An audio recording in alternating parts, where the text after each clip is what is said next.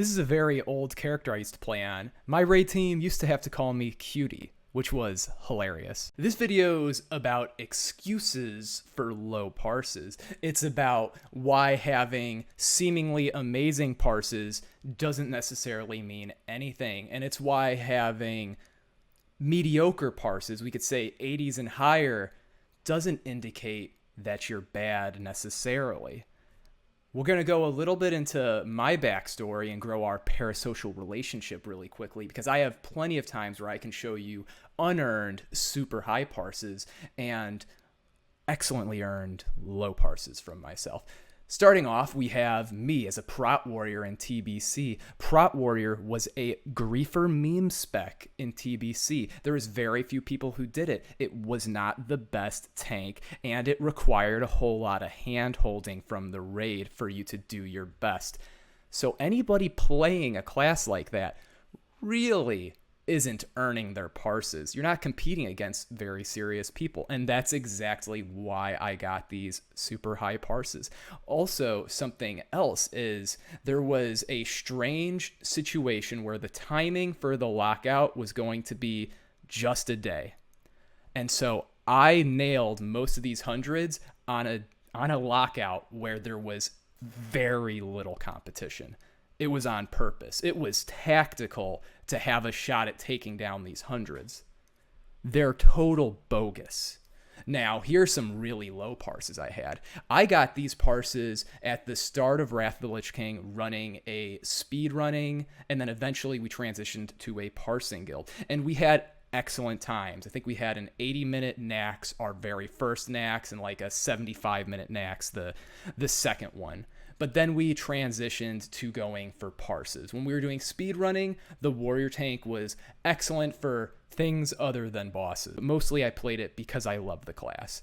However, I wanted to make sure I wouldn't hold my guild back, and I wanted to enable them to get parses like this, which are absolutely fantastic, of course. These guys have real hundreds, like this Ret Pally here, or this Hunter. They're not fake like the ones that I showed you earlier. And eventually, I decided that the raid team would be better off if I did more damage, since we weren't really trying to speed run. And so I just decided to play a prot paladin, since I could do as much DPS as the warrior, just a little less actually, but I'm way tankier per DPS, and so this still let us have very few healers. So this would be an example of a situation where high parses aligned well with being a good player and with serving my raid team. This would be a situation where low parses didn't mean I was doing the wrong things. I played a warrior mostly for trash, hoping that Shockwave would be incredible for speedruns. I was wrong and switched. And when I had these 100 parses, I was a clown who very tactically took advantage of a minor lockout and took down high parses playing a class that no one else does at the time. So they don't really mean anything. Another thing that happened in the past was a different guild that I made and ran named Focus. I wasn't the original GM, but I ended up the GM. We had a 24-minute BWL, which if you know anything about BWL, it's pretty wild. However, my parses don't look anywhere near as good as you may expect for that run, because I would off tank and focus on keeping all the debuffs up on the boss, and I would never use Rec. I would save it every time in case we needed a shield wall if somebody messed up while we were speed running. And then the other tanks would have their CDs available for when things don't go wrong. So they could use things like Wreck to hold threat better. And I would save Shield Wall in case something terrible happened. So that way I could hopefully save the day, which usually I would not be able to. And then here was a time when I played solo. And the way that you would do optimal DPS as Prot Warrior was you'd spam Devastate every global and you'd spam Heroic Strike every global unless you had a cleave opportunity.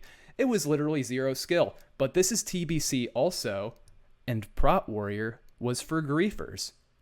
So it was pretty easy to get good parses because I was only competing against people who were willing to be a detriment to their raid team based on the meta.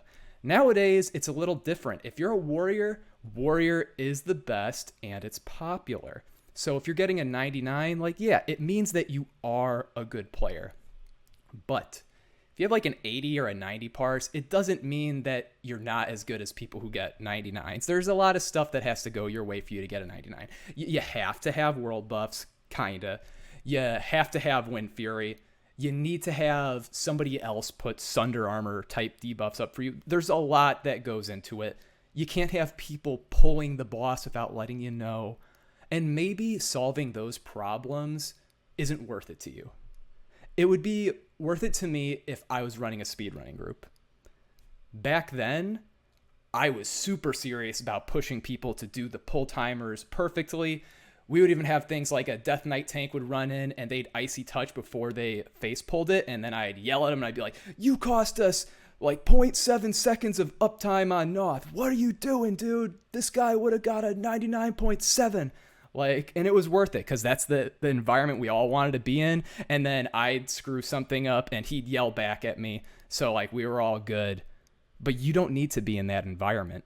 You can simply use the logs as a prism to look at your gameplay through and be like, all right, this enables me to remember the order I hit the buttons in. Do I think that was the right order? Sure, I do. I'm using them all correctly once I get my consume by rage up. My group never lets me get rage before we pull, so my uptime on consume by rage sucks. I only get it like 9 seconds into the fight. I'll never parse, but I'm doing my best. If that's your situation and you love playing with the people you're playing with, well, if somebody says that you're bad because you have 90s, they're a loser. They don't know anything about you. The whole point of logs is to give you extra crap in game that you can do that's fun. There's no other reason to use it unless you're so good. You're so cutting edge that there's a financial incentive. Like Alando getting rank 1s, I think he just does it because he loves it. But at least he's getting money out of it. Like if Alando was up at night about a little bit of DPS, it'd make a lot more sense than you. You should never be. It'd be ridiculous. Just focus on improving your gameplay week over week. Don't care too much about your parses. Personally, when I try to get really high parses, I pick like a boss and I just focus on that boss. It's also way easier to get other people to buy in if you do that. Like if you go into the next BFD and let's say your group's a bunch of casuals and you ask them pretty please to do the parse strat on Aquinas and pull things right and you make it take an extra 5 minutes to get Aquinas down and then you're just silent the rest of the raid and like, thanks guys, no one's gonna mind. You don't need to rush into getting all the high parses. You don't need to get them ever even.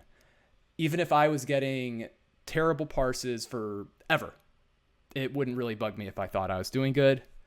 I've had plenty of experience getting really bad parses and thinking I'm doing awesome things for my team and feeling very fulfilled. And there's also plenty of times where I've gotten excellent parses and all I really felt was like I solved an interesting puzzle because it was interesting to get an unfair advantage, but it didn't mean anything skill-wise.